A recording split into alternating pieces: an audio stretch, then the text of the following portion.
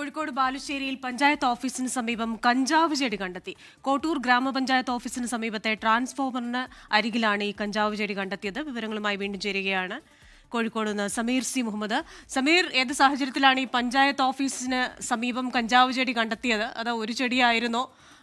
അതിന് പിന്നിൽ നമ്മുടെ ഒരു ആസൂത്രിതമായ ഒരു നീക്കമാണോ, അതോ സ്വാഭാവികമായി ഒരു കഞ്ചാവ് ചെടി കിളിർത്തു വന്നു എന്നൊക്കെ കരുതേണ്ടി വരുമോ?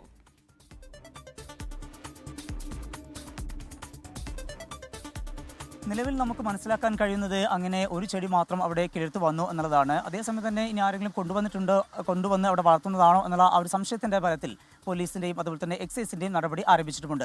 നിലവിൽ ഇതുമായി ബന്ധപ്പെട്ട് ഇപ്പോൾ എക്സൈസ് ആണ് അന്വേഷണം ആരംഭിച്ചിരിക്കുന്നത്.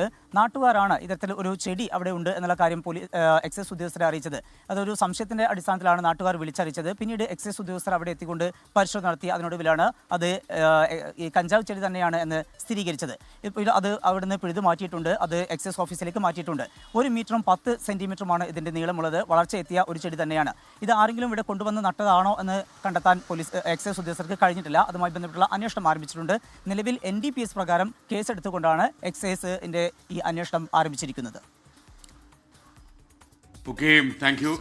ലോകത്തെവിടെയായാലും ഏത് സമയത്തും 24 വാർത്തകളും ഓഗ്മെന്റഡ് റിയാലിറ്റി പാക്കേജുകളും എക്സ്പ്ലെയിനറുകളും വിശദമായി കാണാൻ ഞങ്ങളുടെ YouTube ചാനൽ നിങ്ങൾക്ക് സബ്സ്ക്രൈബ് ചെയ്യാം.